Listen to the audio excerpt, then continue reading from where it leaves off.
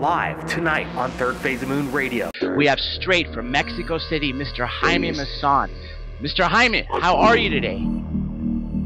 Very well, thank you very much. Well, it's a pleasure to have you on the show. Jaime Maussan is at the forefront of UFOs in Latin America. More than that, he has been hosting Mexico's version of 60 Minutes for over 40 years. He is the top-of-the-line journalist as they come, and he also hosts a weekly show called Tercer Milenio, which is very, very popular. Now, let me just jump in and ask you this question, Mr. Maussan. Why is it that it seems like disclosure seems to be coming faster, or people seem to be believing more in South America and in Mexico and everywhere but the United States? Can you tell us? Well, because the interests of the governments are different. In the United States, it was decided that this phenomenon was a matter of national security since 1947, and has been kept that way since then. In Latin America, we just somehow follow the line from the U.S. for a long time. But now, with so many sightings, so many videos, and so much more opening, a new generation, with all that really is shaping a new attitude to the phenomenon. Now in Mexico and in other places where there is more freedom and the media doesn't love or doesn't make fun of this phenomenon, it's now becoming an important reality for people, you know. In the U.S., the media still makes fun of it, try to discredit every time, and that is why it's a very different story what is happening in the world, what is happening in the U.S. One very good example is what is happening right now in Russia. In Russia, the media, all the media, has embraced the phenomenon, and all of them have special shows, special investigations. Every time there is a new good video, a video that promised to be real, it's presented in television. In many cases, they made their own investigations. For example, in Ukraine, just a month ago, they had a crop circle, a crop formation for the first time, and was a big event for the media. Everybody went there. There was a huge investigation, and everybody learned about that. Then I think that is somehow picturing what is happening around the world. In Russia, I have to tell you that they are very close or closer than the U.S. to accept this phenomenon as real. I think the authorities now have a very different attitude, and they, as well as the U.S., have recovered UFOs, have recovered bodies, and they know it's true. But now finally, the government there is not making fun of the phenomenon, is not pressuring the media, and they are letting this event to be presented as it is. Then I believe they are expecting that something is going to happen soon. You know, Jaime, go ahead, Blake. Yeah, sure thing. Jaime, welcome to Third Phase. I mean, this is Blake Cousins. I really appreciate you coming on the show. I wanted to get down to disclosure and why the U.S. government and the media, you know, like John says, they really don't take it seriously. Every time a UFO is mentioned, legit video is there. There's something in the sky. The reporters will always kind of smile and put a tongue-in-cheek kind of twist on it and make a joke out of it, like you're saying. And I don't know what it's going to take to convince the U.S. government of taking this thing seriously. Well, we have to go back to the beginning to understand why all this is happening. For example, let's say the Aztec case, a case that happened in the 25th of March, 1948, in Aztec, New Mexico. There was information that was somehow filtered to the press. There was a book written by Frank Scully.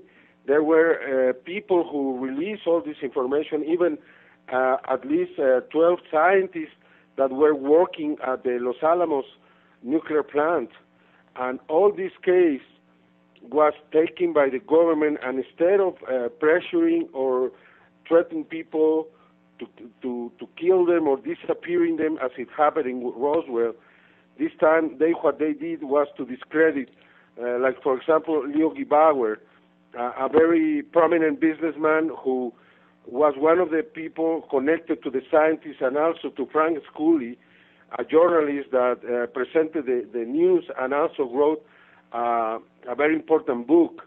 And if you follow the story, these people was taken to court, and they were somehow judged, and they were found guilty because they have filtered the information to journalists. And the reason they did it is a very different one. They were charged with transporting a check of money from one state to the other, something that is very ridiculous. But with that, they were taken to the court, and again, they were somehow declared guilty. From that moment, many understood that the United States was not ready to accept this, and they were ready to take punishment to the people who insisted to release this kind of information. And you have to remember all the pilots and people who decided to speak openly about this, what happened to them. Every one of them was somehow criticized. They lost their jobs, and from that time, the idea to make ridicule of this phenomenon has persisted through the years. Why is this not happening in Russia, for example? Why in many other countries in South America is not happening the same thing? Because it was never done as a campaign as it happened in the U.S. That's, I believe, one of the main reasons why until now the media is not ready to accept, because they know this is going to be ridiculized, and they don't want to take the risk of their own channels or newspapers making somehow being related to this phenomenon. You know, you're absolutely I mean, it happened to me at the beginning. You know, I was censorship, and many people tried to attack me, especially from the media. And now I am here. My show is, as you announced, is a weekly show, 2 hours, national television, and I present everything that is happening around the world, something that is not being presented in the U.S. and almost in any country. And for that reason, in Mexico, the attitude of everyone when you present this phenomenon as real, and you present investigations, and you present the witnesses and the analysis, and you give credibility to it, then it's a very different story. But in the media in the U.S., nobody seems to be somehow taking the chance to do that. You know, you're absolutely correct when you say that here the media fears it and journalists fear it, because there have been declassified documents straight from the CIA that were released from the Freedom of Information Act, which showed that they were told that they are allowed to shut down a story minutes before it airs, that they are allowed to ridicule, discredit the witnesses, do anything it takes to get away from that story. And I think you're absolutely correct. It takes a journalist, a courageous one such as yourself, to stand in the face of them. But I think now things are changing because the science is changing. The world has to become more acceptable of what's going on. 30 years ago, it was all science books that said we were the only solar system in this galaxy, in this universe. Now, all the children going to school are learning that there are billions of planets in our galaxy alone, let alone other galaxies, and up to 17 billion. Exactly, and like the Earth, and 24 billion more that are called super Earths. It means that at least 41 billion planets like Earth exist just in this galaxy. And this is official. I'm not speculating, and I'm...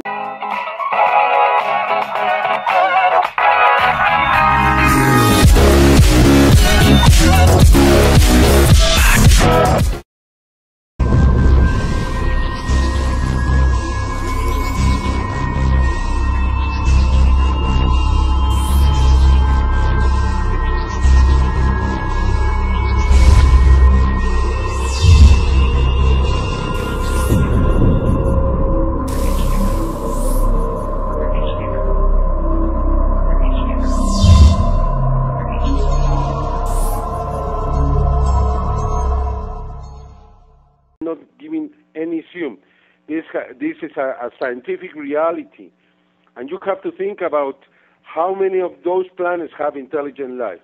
How many of those intelligent civilizations have been able to develop, to really survive and develop the technology and the science necessary to travel? Because the only reason the scientists that don't accept this phenomenon as real is because they say, okay, there is intelligent life in other planets, but we cannot accept that they can come to Earth. And you know why? Because we cannot do it. And since we still believe we are the center of the universe, if we cannot do it, then nobody else could. I believe that the scientists and the media, but also the scientists, have lost their objectivity related to this phenomenon. Nobody investigates this seriously because others, attack them or attack him, and nobody is willing to take the chance to be ridiculed as a scientist because they could lose all the possibilities to continue their own investigations in their own fields. Then that is why everyone, even as a protection, as a precaution, don't talk about the phenomenon because they could be risking everything they have. And this is very unfortunate. It's the same position that the priests and the church had in the 17th century with Galileo, that they were the first to oppose to what he had found. And now the scientists, they don't want to even take a look on any case because they know they cannot do anything. I have so many examples where there is physical evidence, there is enough scientific data to make some cases not just believable but provable. And then this is, I believe, this is a shame for the scientists of our time. But time will demonstrate that this is real and that we are being visited not by one or two, but by, dozens or hundreds of different civilizations. We don't know their agenda. We don't know what they think. It's very difficult to make some, pronostics for the future. You cannot go in advance or try to understand what is going to happen next because we don't know how they think. But that they are real and they are here, that's for sure. And they are doing things like producing sounds that are a very clear message. They are producing these crop formations not just in England but now around the world, which are also a clear message. I just came back from England a couple of days ago. I was there. I have to tell you that this was not the best season for formations. It was very poor in number and the designs compared to other years. However, this year, the so-called circle makers, the people who say that they are the ones who are responsible, in the middle of the season they say they are not doing it anymore because they are sick, they are tired, and even though we had some 20 formations after they announced that they were not going to continue. That proves that nobody is doing them but somebody else, and that this phenomenon should be more important and should be more analyzed by the scientists, because there is so much information that we have received there, and in many times because we don't have the best minds analyzing this, unfortunately we lose the chance to understand what they are trying to say. But I am convinced after 10 or more years investigating this in England that the phenomenon is absolutely real. You have to be there, you have to be in the fields, you have to be there in the middle of the night to understand that it's impossible to make something like this in the middle of the night. You can do very poor formations, very poor examples. You can try, but if you see the results and you compare them to the real ones, it's very evident that most of these formations are not done by people. And Joe Kiernan somebody's trying to communicate with us. Yes. Yeah, Joe Kiernan out of South Carolina, the UFO hunter, I know has a question for you, but I wanted to ask first. I know we at Third Phase of the Moon, we have over 70 million views, and the people that comment on the YouTube channel, it's not all fun and games. There's a lot of, I think we've been called everything in the book. And like you say, the ridicule is fierce against the UFO phenomenon. But I wanted to ask you, in light of that, and you're taking it head on, what got you started into the UFO investigation? Oh, because I am very interested in the future of humanity. And for a long time, in 60 Minutes in Mexico, I presented many investigations related to environment because we were seeing more than 30 years ago what was happening with global warming, with the effects and changes in the El Niño current, with especially with the extinction of a species, and we were really, really worried. And then I understood in 1991 that the possibility to accept that we are being visited and presented in a very believable way, in a very critical way, would be a good chance to make people change, to make people more mature, to convert humans instead of being cosmic adolescents to become adults, cosmic adults that can really take care of their own planet, you know.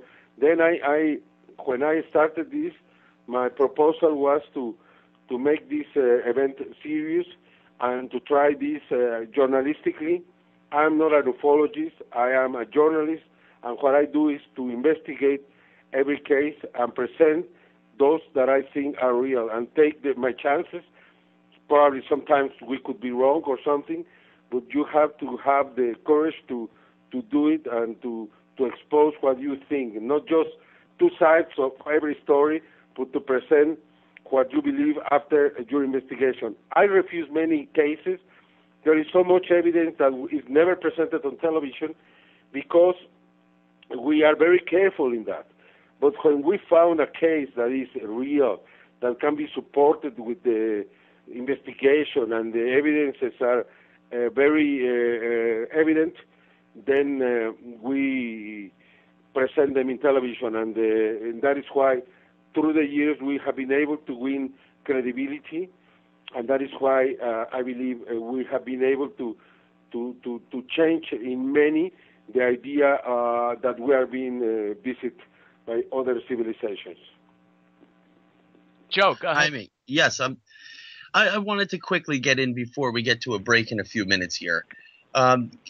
Can you just touch on the strength of the claims that a lot of Central Americans are having in regards to the volcanic activity? Has that escalated, or does it maintain the claims to still be the same as before?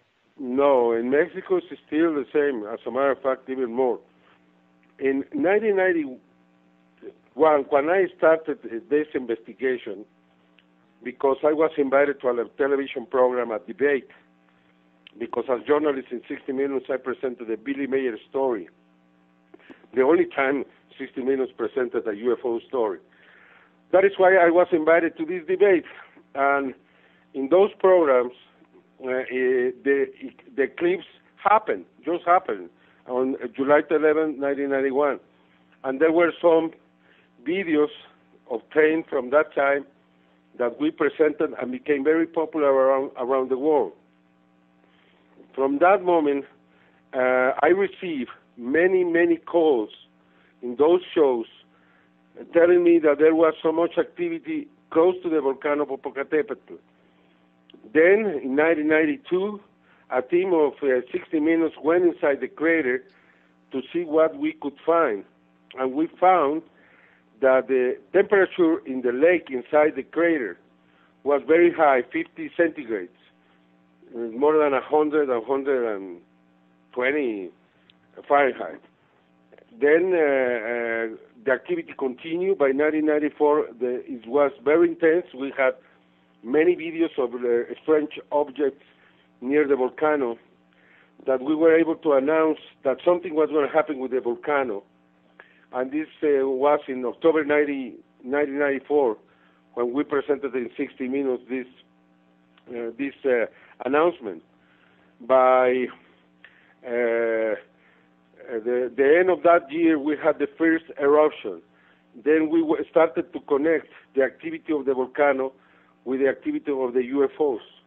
And this continued, and in 1998 to the year 2000, there were so many sightings and some very good photographs, and especially one that happened.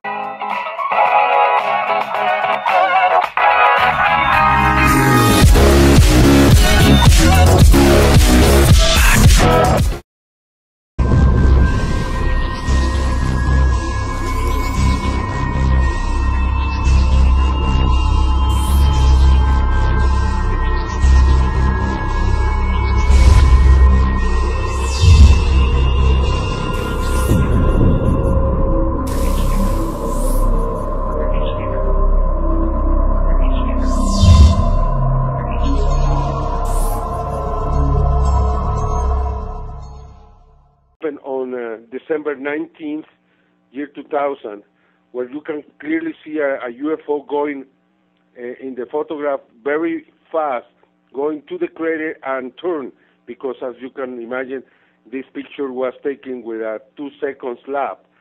Yeah, sure. I wanted to get Jaime to his most shocking investigative UFO or alien encounter video that you've worked on. Can you explain to us the most one that kind of stands out in your mind, the smoking gun video?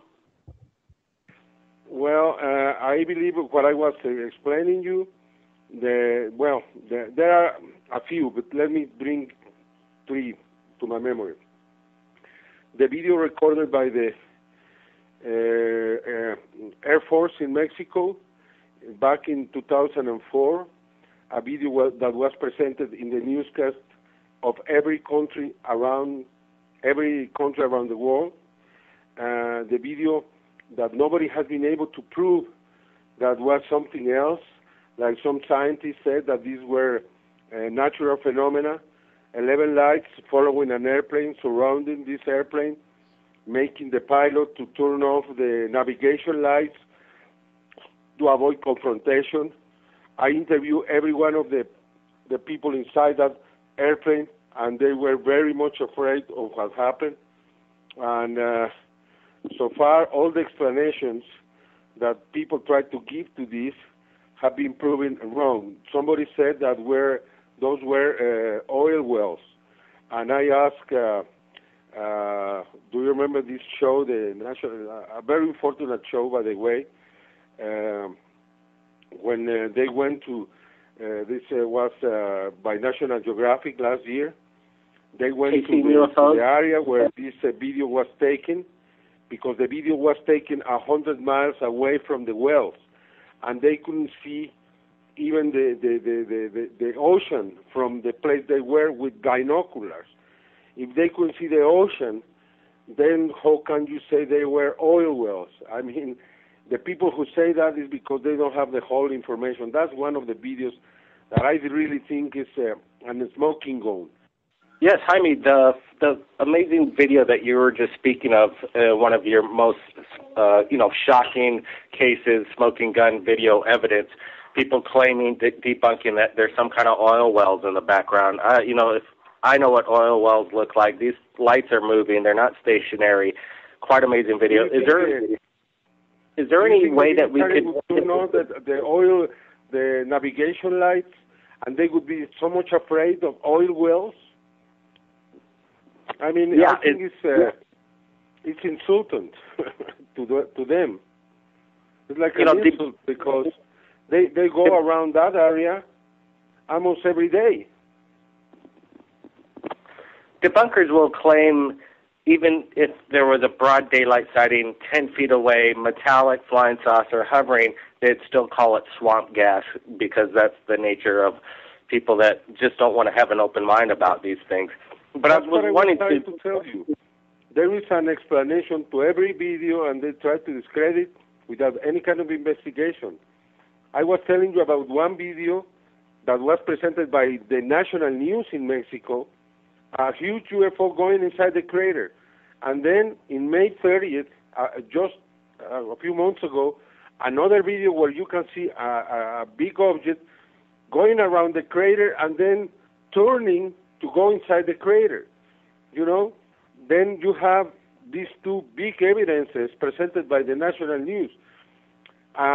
2 days after the event in October, the 25th of October, we had in 3 different radars, the NOAA of the U.S., the Weather Channel radar, and the National Meteorological Service of Mexico presented anomalies in their images around the central part of Mexico, a huge vortex of 600 kilometers, at least 400 miles, going around in circles and creating different formations, figures, like if they were crop circles from England. And you can see the images of these 3 different meteorological services right there. I mean, it's energy. Is that related to the UFO that went inside the crater? I don't know, probably. Then when you see the evidence, because when I talk about it, it sounds very strange. But if you see it, you will understand that was something created on purpose, a way of communication again. And now they are using meteorological radars to create this kind of information. Then those evidences, for me, are very very important. Also, the creature of Metepec, the little creature that we found in 2007 that was given to us somehow to investigate, and we have found exactly like the creature from Atacama that is part human, but again, there is a part of it that is not human, and is not any animal known on Earth. Then we have hybrids. It's the 2 cases, even though the creatures are different, they have some similitudes, like the size, 20 centimeters, around 20 centimeters, or let's say 7-8 inches, and you have this DNA somehow very similar, demonstrating some kind of experiment, hybrids that are being created here on Earth. There are many questions. Why? Who did it? But you have the evidence right there. I have it in my possession. But it's very difficult to advance. I have 6 different analyses of DNA, and we cannot prove this because nobody's willing to take it exactly with the Atacama creature, to take it to a different level. But you have 2 cases, physical, where it's physical evidence that could prove that we are not alone. I believe those are smoking guns. There are many others, but right there you have these cases and this evidence that prove that there is something going on. Mr. Masson, like you said, these are smoking guns. There is so much overwhelming proof that things are obviously happening. And not too long ago, we had Dr. Greer on the show, and we were talking about that humanoid creature that you apparently have a similar one. He had it tested, and it was 90% human DNA. A chimp, which is the closest to humans here on Earth, is 98% DNA. Well, this thing had an 8% difference, and that just could show that it could have 10% of God knows what. They've never gotten exactly that far. Exactly the same. Yes. This creature from Metepec is just the same. And if something is bipedal, 2 arms, 2 legs, two eyes, 1 mouth, 1 nose, just like a human, then it would be humanoid. So it's very conceivable that it would have a high amount of similar DNA.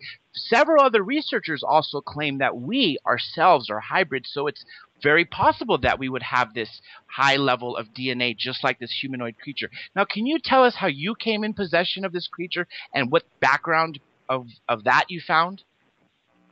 How did I do it? How did I get it? Well, the owner of one ranch came to my office at the end of June 2007, and he brought with him a strange creature, was trapped in a rat trap. He was caught by a rat trap, and he took it to my office, and then I realized that this was really interesting because at the beginning I thought was some kind of monkey or something like that. Then he provided us with some pictures of the creature alive, and then I was able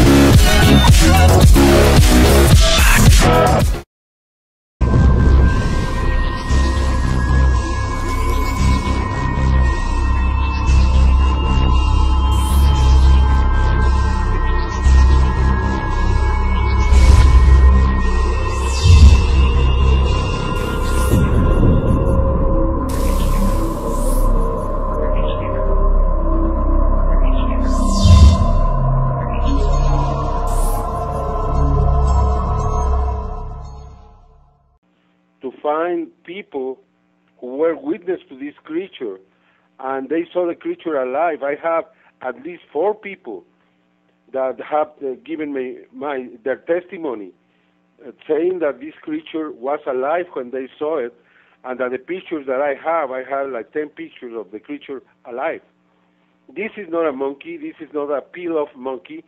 This is something else, and I think we should join efforts with Dr. Greer, because we have right here another example. Why these creatures exist? Who created them? What is the reason? I don't know. I don't have any answer to that. All I can say is that the creature is really strange. It doesn't look human, but has many features like humans. For example, the feet are human. The hands are human. The head is very human in many ways, but there are other things like the body, a tail, and other things that prove that this is something else. And this is what I have is it was very close to human, but at the same time very far away. Then I believe it's something that was created with purpose using, I don't know if human sperma or some eggs that were implanted with this to create something for some kind of experiment, and probably they left these creatures just to go away, or probably they escaped. I don't know, because when this creature was captured, there were many others around, and they saw other creatures even bigger than this one. Then that's why many call this creature a baby alien or something like that. But it's not. It's absolutely real. But again, what is the scientist who's going to take the chance to present really this? You know, we are just journalists, and then we are limited to present these cases as absolutely real, because we would need the backing of a scientist. We have found some who are willing to tell us their conclusions, but we haven't found one that wants to take the risk and present it to the world as something unexplainable.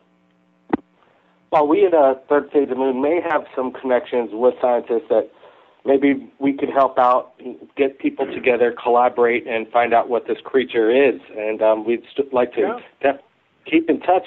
Probably soon, but the evidence is there. I have the body. Dr. Greer has the other body. Well, they are there. And this could prove something else for the future. I don't know. But these are smoking guns, of course. We'd really like to, while we're talking on the radio, we repeat this on YouTube, and we want to show the videos of the volcano, the one from the airplane, the amazing bright lights, and this alien creature. There's some links. People that way would understand. And you have to show the images, of the radars, because this is the NOAA radar. You know what is the NOAA, you know what is the Weather Channel, and the National Meteorological Service in Mexico. That's another video that is really perplexing. I mean, it's really amazing in many ways. We would love to get us videos from the links. If you could get us the links, Mr. Jaime Maussan, so we could showcase these amazing anomalies, that would be amazing. Dr. J. You know, Mr. Maussan, you are one of the world's leading journalists, and people look up to you, especially Latin America, and we wish America would open their eyes more so like people in South America do. What would you tell all the viewers of Third Phase of Moon what they can do themselves to help disclosure actually happen? Well, I think it's more this should go to the journalists in your country. Ask the journalists to have the courage, those who have credibility, to investigate this phenomenon and to present it as it is.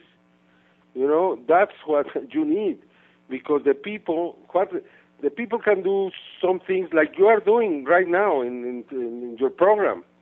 You are taking in radio or internet or whatever to present it. That's what should be done. I mean, the media is the one has to change. And the people ask for more and more information to their media to create pressure on them. But unfortunately, in the U.S., many people are brainwashed, and then they think exactly as the media does, or the media tell them to think that everything is crazy and shouldn't be taken seriously, and that is why you don't have the consensus in the U.S. It's tough. It takes maybe one person in a good position in the media to do that, to start a show and present just what is happening right now in the world. In Russia, you have events like in Chelyabinsk, where you have a huge sighting and you get more than 20 videos from that. It's because the people is really active now, and they are producing the evidence. And when you have cases like that, you cannot say that the video is a hoax or something. Someone wants to take advantage of this or that. Then that's what people could do, is to produce the evidence, to watch the sky, and to create pressure to take the videos to the media and make them being presented. And if you do that constantly, then probably you would create some, interest in the media to present them continuously. I am amazed of just what I saw last week or 2 weeks ago, of videos taken in Spain and also in Los Angeles, where you see these spheres of light going around the houses, very near, going up and down, moving freely, and then taking off with incredible speed. I mean, if you think that those are balloons or some kind of trash moving by the wind, being moved by the wind, and then you see how they live exactly the same way. I have 3 or 4 videos of that kind that are absolutely explosive, because you see exactly the same attitude in different parts of the world. And when these balls of light leave, they do it in a way that they create lines in the sky by the speed that they are doing. Hello? Yeah, Blake, go ahead. Yes, Jaime. It's been an amazing past hour speaking with you over there in Mexico, and you're working really hard. You just got back from the UK, crop circles, investigating those. What are you going to be doing next? We got a few minutes left, and I want you to explain to our audience and listeners what you have planned. I'm going to start a show in the Spanish-speaking television in the U.S. in Galavision, the 5th of September, which is a Thursday, and every Thursday for the next 14 weeks. I hope you can watch that show, even though it's in Spanish. You will understand, because most of the show is based on evidence and videos, and I think you can get a feeling of what is happening outside the U.S. Unfortunately, the people in the U.S. think that everything happens there, and what doesn't happen there, it doesn't exist. And the reality is that in many places of the world, there is so much things happening right now that people should somehow give an opportunity or try to to look outside the U.S. to understand what is happening. The internet is there, and I am certain that if people look around and make a little bit of homework and investigating this, even in the internet, you will find so much of what is happening. I understand that many videos on the internet are fakes or hoaxes, and this is created because YouTube pays money when you have many hits, and that's why it's attractive to some hoaxers to present videos, because that way they can make money. It's a little bit unfortunate. At the same time, that is good because you have an open channel that has no restrictions, and it's going to present the evidence that you take. At the same time, it's so free that some people take advantage of that, unfortunately, and this also creates confusion. But if you do your homework, you investigate, you look carefully, you will find the real evidence, and that's what really matters. Well, like you said, the world collaboration, people submit their videos to Third Phase Moon from around the world. We have probably over 800 in the archives, and absolutely some are possible hoaxes, people trying to pull a fast one. We've been keeping a close eye on trying to weed out the not UFOs from the real UFOs. And what I wanted to also say is that, you know, maybe we could collaborate, we could share some of our exclusive videos that people submit to Third Phase of Moon to your show, and maybe you could analyze and put in your perspective on what you think these UFO videos are. We have enough experience and analysis that can help a lot to find which are the good ones from the bad ones. Third Phase of Moon.